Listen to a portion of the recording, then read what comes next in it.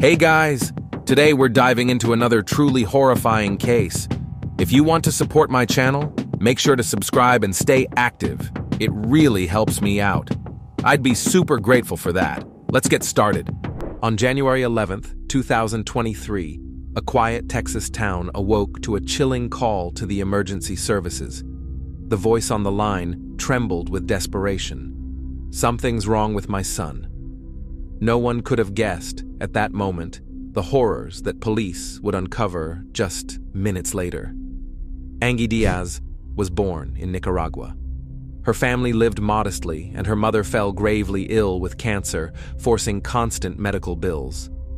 As the burden deepened, it was decided that Angie would move to the U.S. to work and financially support her loved ones. She relocated to Texas and stayed with her aunt, who offered her a place to live. In that small town, where life was slow and quiet, Angie quickly became a familiar figure. She secured a job at the local grocery store, giving her a steady income. Day after day, she manned the register, greeted customers politely, and came to recognize nearly every face in town. A portion of her wages went back to Nicaragua for her mother's care. Despite the hardships, Angie found energy for fitness and shared her progress on social media. Her workout videos reflected grit and discipline. She projected positivity, even when exhaustion weighed on her. Her smile and spirited presence gave off an aura of warmth and genuineness. Meanwhile, in the same county lived Jared James Dicus. His family home was tucked in a quiet subdivision where everyone knew one another.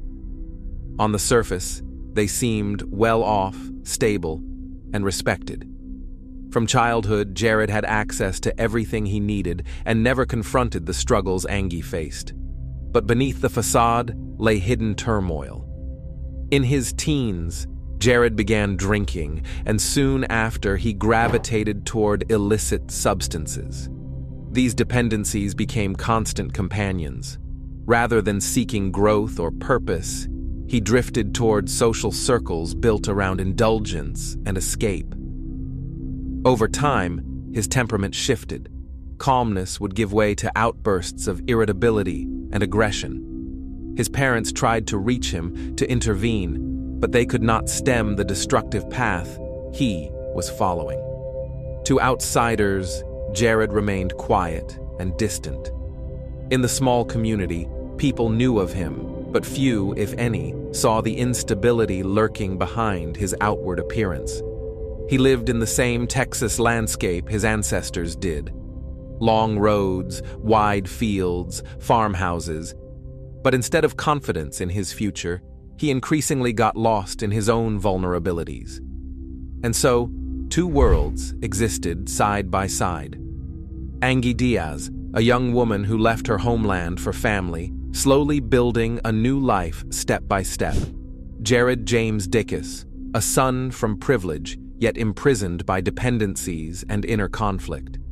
Their paths had not yet crossed, but it was already clear.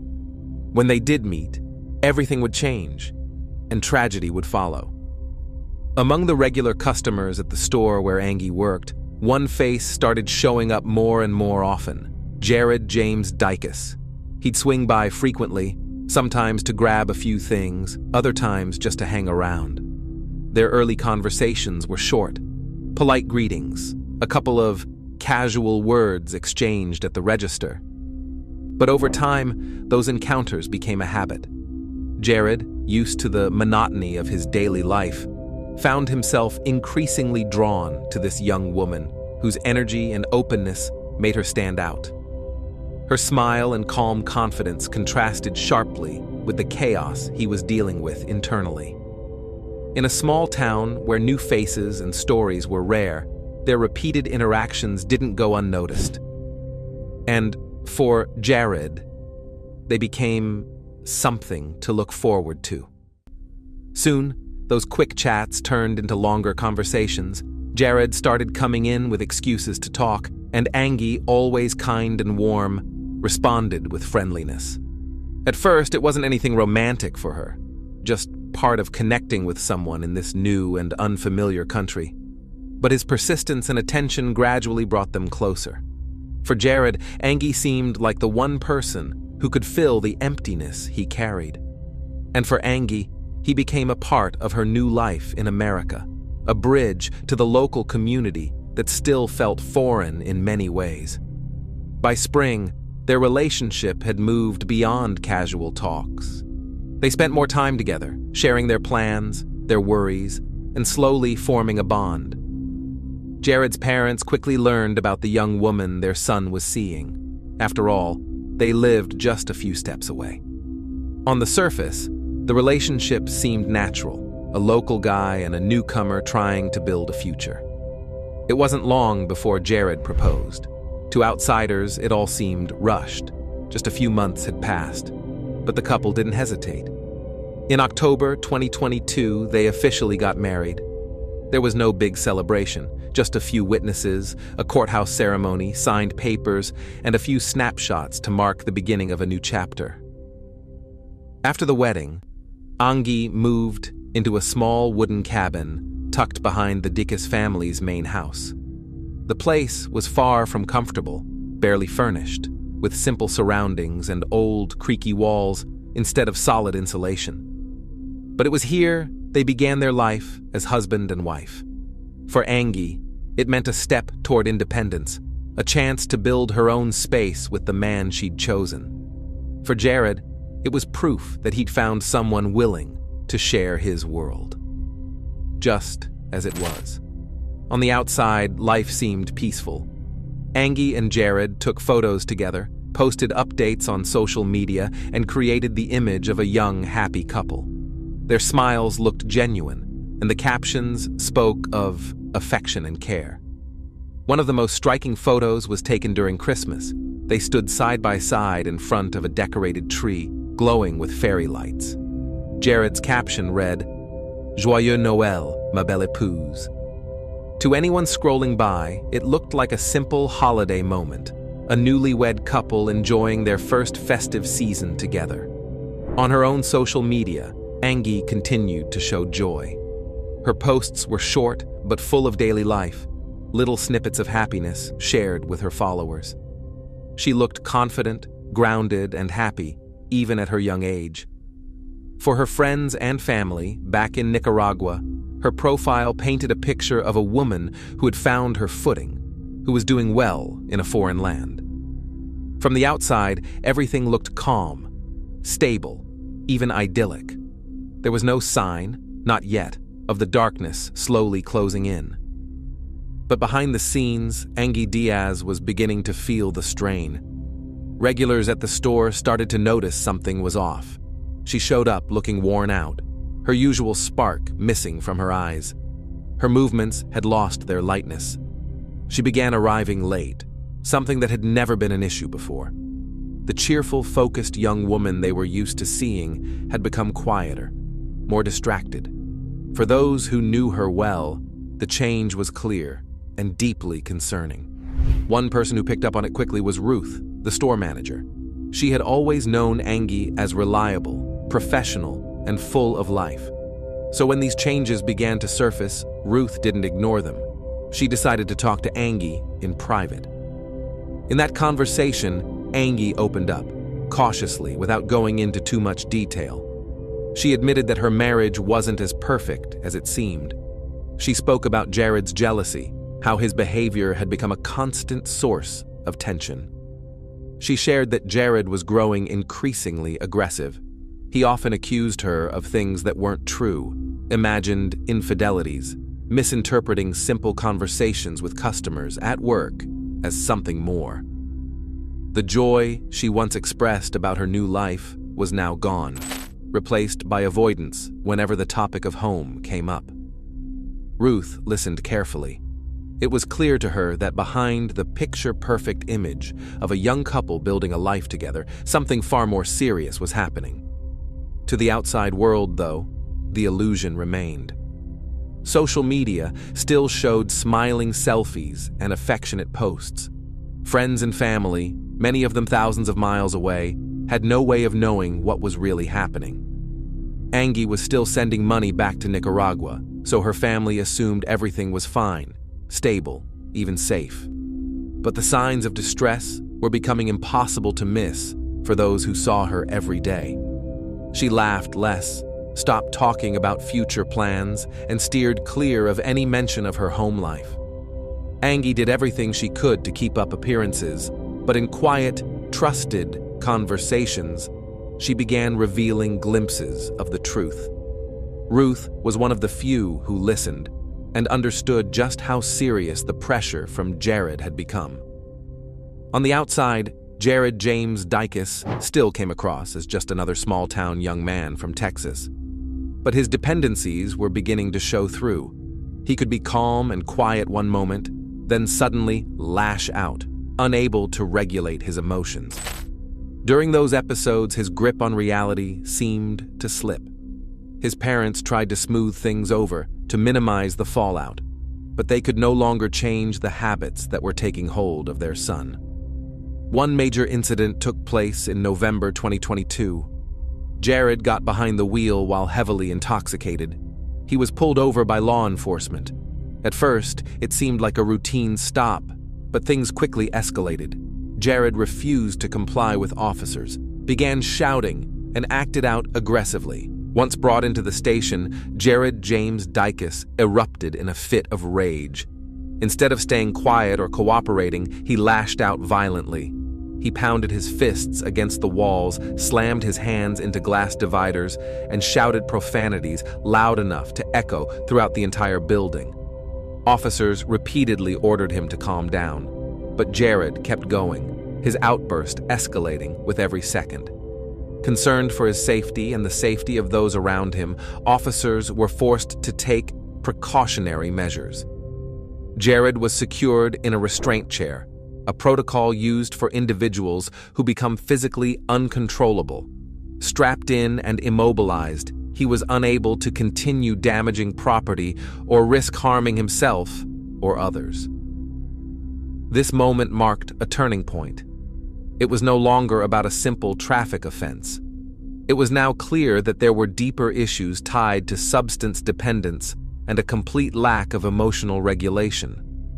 That incident in November was the first major red flag officially documented by law enforcement. For Angie Diaz, who had only become Jared's wife a month earlier, it was a wake-up call. She learned about the arrest, and soon after, Jared's mood swings and short temper became more noticeable, often without warning or clear reason. Neither Angie nor his family could stop what was happening to him. He was spiraling deeper into his dependency, with alcohol and illicit substances becoming part of his daily routine. Each use seemed to push him further out of control. What once might have looked like stress or fatigue was now unmistakably a pattern of dangerous behavior rooted in addiction. Police began visiting the home more frequently. Neighbors and even Jared's own parents could hear the yelling, the arguments, the chaos spilling out behind closed doors. Reports of domestic disturbances became more frequent, with Jared identified as the one instigating the fights. But even with law enforcement involved, little changed. Each visit ended with a warning or a brief intervention, only for things to return to the same unstable routine. Despite police involvement, the household remained volatile. Jared's continued use of alcohol and banned substances only intensified his paranoia and tendency toward aggression. Angie was often on the receiving end of his unpredictable outbursts. Yet for reasons unknown, she didn't take steps to leave the marriage. As a result, officers kept being dispatched to the residence, but nothing ever seemed to truly resolve. In the weeks leading up to the tragedy, the warning signs became even more alarming. Jared himself began calling emergency services. In one call, his voice was jittery and erratic. He claimed he felt unwell because of drug use. His speech was disjointed, and the dispatcher had to ask multiple times what he meant. Jared responded inconsistently, at times denying his own words, but then circling back to mention substances again. In another call, he pleaded for medical assistance, saying he needed an ambulance. His voice trembled. He sounded panicked. While the details of his distress were unclear, the sense of deep inner turmoil came through loud and clear. It was as if Jared knew he was losing control, and in a moment of desperation, was trying to reach out before it was too late. Rodney Dekas, Jared's father, also recognized that something was seriously wrong with his son. In the days leading up to the tragedy, he took Jared to a hospital, hoping doctors could evaluate his mental state and recommend treatment. But after an assessment, the medical staff determined there was no immediate risk. Jared was released and sent home. That was the end of the intervention. Documents later submitted into the case revealed a troubling pattern that had been building for some time. Repeated police visits to the house, multiple reports of erratic and aggressive behavior, incoherent emergency calls made by Jared himself, and a hospital discharge without follow-up care. It was a string of red flags, clear warnings that, one by one, failed to trigger decisive action. In the end, Angie Diaz remained alongside someone whose behavior was becoming increasingly dangerous, while those around him were unable to intervene in time. January 10th, 2023 began as an unremarkable day for the Dekas family. Inside Jared's parents' home, the routine was familiar. Small chores, everyday conversations. But Jared's behavior stood out. He was noticeably distant, giving short, disjointed answers, avoiding eye contact and seeming to focus more on something internal than on what was happening around him. His parents noted his tension, a sense that he was mentally somewhere else. Angie was also in the house that morning. She was getting ready for her shift at the local store, doing her best to stay calm and avoid conflict. Jared came into the kitchen a few times, stopping mid-step, standing silently, and then walking away again, as if he'd forgotten why he came. At one point, he muttered something about how nothing is going the right way and that he needed to be alone. His words didn't make much sense, but the tone set off alarm bells for his parents. Later that morning, Jared asked Angie to walk with him to the small cabin out back, the same structure where the couple had lived since their wedding. It was a converted shed behind the main house, modest and cramped, but it was their home. Jared's parents saw them step outside and disappear into the building. There were no loud noises, no yelling, no clear signs of conflict, but the feeling that something was wrong didn't go away. The next day, January 11th, around noon, Rodney Dekas began to worry. He hadn't heard from either his son or Angie. He tried calling, first Jared, then Angie, but got no response. He walked out to the cabin to check on them, but the door was locked from the inside. That's when he noticed a strange smell coming from the structure. Something foul, something that didn't feel right. That was the final straw. At 12 p.m., he called emergency services and told the dispatcher, "Something's wrong with my son. I can't get in touch with him or his wife." Officers were dispatched to the residence. Jared's parents met them at the gate and pointed them toward the back of the property. The cabin immediately raised concerns. The old wooden exterior was warped and weathered, the door flimsy, the yard cluttered with debris. Several dogs had to be pushed aside to clear the path. One officer turned on his body camera to begin recording what would happen next. The door was pushed open, and immediately, a heavy stench of decay and blood hit the officers in the face. Inside, the lighting was dim. The windows had been boarded up with plywood, and the space felt grim and neglected. The furnishings were bare, a thin mattress laid out on rough wooden planks, a couple of plastic chairs, and a small, barely functioning window unit AC. There was no comfort here, just the bare essentials for getting by. But what drew immediate attention was the blood. There were fine spatters on the walls and large, dark stains on the floor, some smeared by what looked like the tread of shoes. From the door to the mattress, partial prints could be seen, and next to the bed, a large pool of darkened fluid had begun to thicken. The scene pointed to a short but extremely violent outburst. Near the corner of the room, by the makeshift bed, officers discovered Angie's body. Multiple sharp force injuries were visible on her skin. Beside her, within arm's reach, was a kitchen knife with visible traces of blood still on the blade. The weapon hadn't been hidden. It was left out in plain sight. The most disturbing discovery, however, came from an adjacent area of the cabin, the shower. On the tiled floor, officers found Angie's severed head. The water was turned off, and there was no sign of any attempt to clean the scene. Everything was exactly where it had fallen. That detail confirmed the level of brutality involved. Officers immediately called for crime scene investigators, the coroner, and backup to secure the property. Access to the cabin was restricted to preserve evidence. Shoe prints were noted near the entry. Fingerprints were found on the knife handle, and biological samples were collected from both the bed area and the shower. Although officers remained composed outwardly, the severity of the scene left a deep impression. Several would later seek counseling. Even for seasoned personnel, what they found inside the cabin was deeply unsettling. Every step was taken by the book: photos, video recording, evidence tagging, scene documentation. Outside, they carefully traced the path from the main house to the cabin.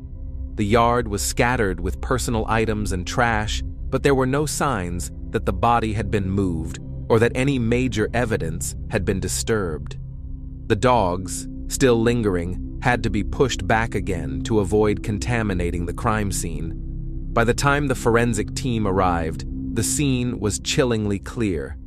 Angie's body by the mattress, the knife close by, blood on the walls and floor, her head left in the shower. No effort had been made to hide what had happened. It was a brutal act, one that left no doubt as to its intent. As soon as officers completed their initial assessment and confirmed this was a homicide, their focus turned to finding the suspect. But they didn't have to look far. Jared James Dicus was just a few yards away, inside the main house with his parents.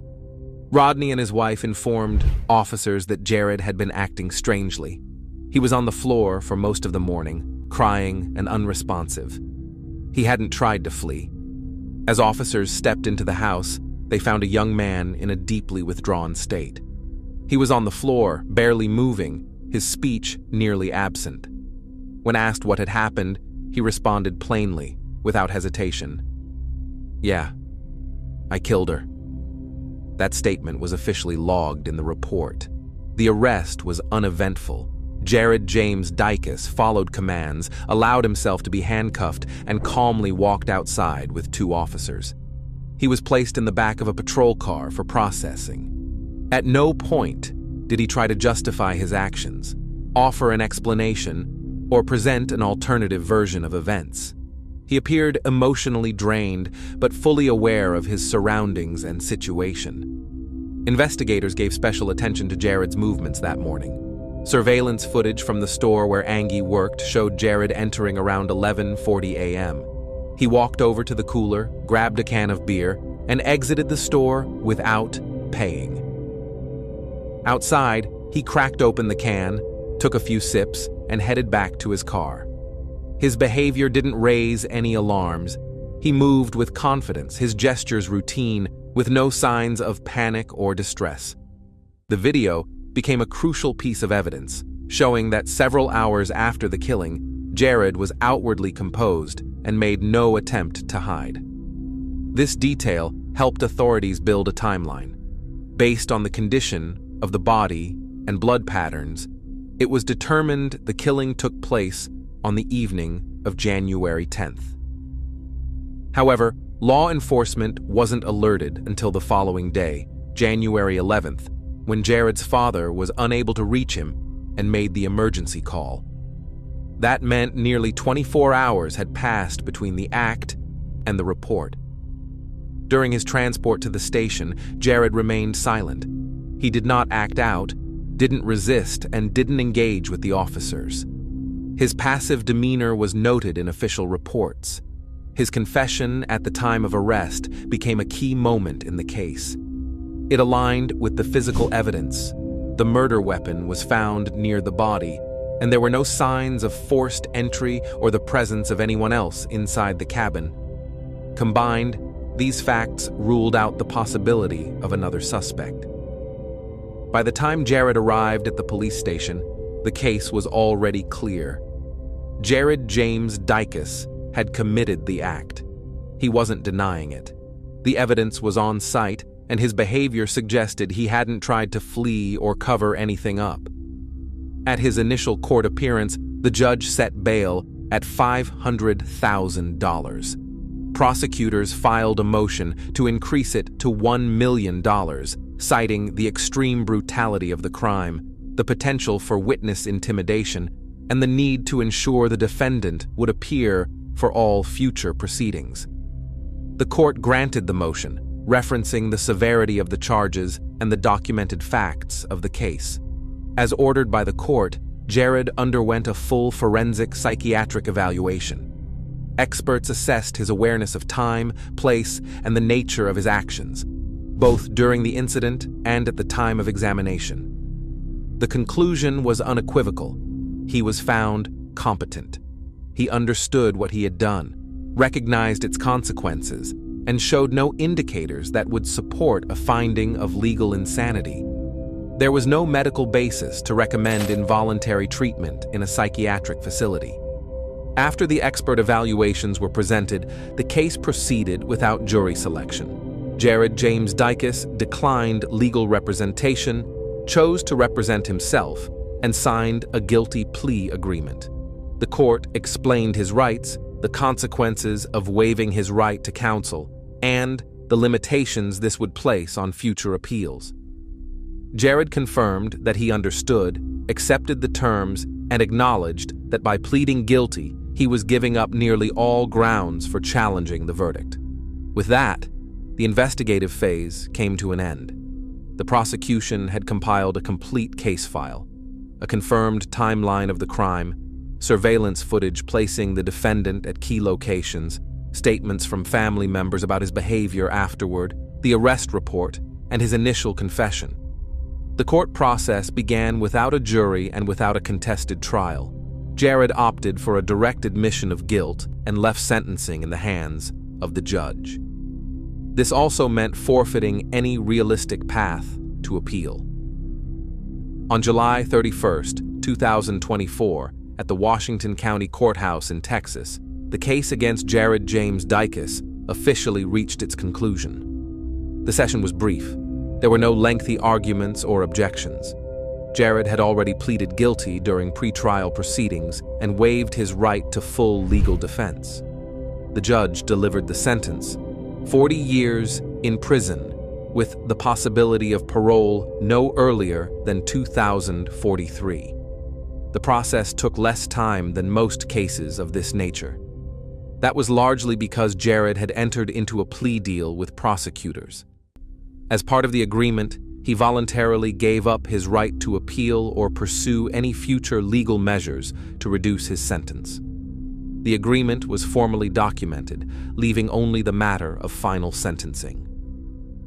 Inside the courtroom, Jared did not contest a single element of the charges. The judge asked him a series of standard questions. Did he understand the plea deal? Was he aware of the consequences of waiving his appeal rights? Was this decision made voluntarily? Jared answered yes to each, clearly and without hesitation. The record reflected his responses as unambiguous and final. The sentence went into effect the same day. From that moment, Jared began serving his time within the Texas Department of Criminal Justice. His first eligibility for parole will come 19 years into the sentence, though actual release will depend entirely on the parole board's evaluation and decision at that time. The July 31, 2024 judgment marked the end of an investigation, trial, and psychological evaluations that spanned nearly a year and a half. It finalized Jared James Dicus's responsibility for the murder of Angie Diaz and legally closed one of the most shocking and brutal criminal cases Texas has seen in recent years. With the verdict delivered and all legal paths exhausted, The justice system had officially brought the case to a close. Behind this horrific tragedy, there was no financial motive, no hidden conspiracy. The reason was far darker, and yet painfully ordinary. Jealousy. A deep, obsessive kind that had turned into fixation. Jared simply couldn't handle the fact that his young wife shined so brightly in the eyes of others. She smiled at customers at the store, shared her happiness online, and drew attention everywhere she went. The very qualities that had once drawn him to her had, over time, become triggers for suspicion, anger, and resentment. Add to that alcohol, illicit substances, and a pattern of uncontrollable outbursts, and the result was a volatile environment that only got worse. Their arguments at home grew more intense, and the emotional tension kept building. Until one day, all that jealousy, addiction, and inner instability exploded in a blind, devastating act of violence. The love he once called forever ended in an unthinkable crime. In the aftermath, Angie Diaz's family was left not only with unbearable grief, but also a harsh financial reality. They couldn't afford to lay her to rest. Her loved ones lived modestly, and most of Angie's income had gone toward helping her mother back in Nicaragua. That's when friends and neighbors stepped in. A GoFundMe campaign was launched, and within a week, more than $20,000 was raised, enough to cover the cost of the funeral and give Angie a farewell worthy of the life she lived. A memorial was held in a small park near her home. People came with candles, flowers, and handwritten notes. Friends and co-workers spoke through tears, remembering her kindness, her radiant smile, and the genuine warmth she shared with everyone. Neighbors said that even a brief encounter with Angie could brighten their entire day. To those who gathered, she wasn't just a victim. She was a daughter, a friend, a young woman who came to this country to build a better future and support the people she loved. And yet, among the memories, heavier questions hung in the air. How did so many warning signs go unanswered? Why weren't her quiet cries for help heard in time? Those questions still linger, turning Angie's story into more than just a personal loss. It became a warning, a reflection of what happens when early signs are ignored, and when those who need protection the most are left to face danger alone. Thanks for watching, everyone. Your support means a lot to me, and you can help my channel grow by hitting that like button, dropping a comment, and sharing this video. Your engagement really makes a difference. See you soon.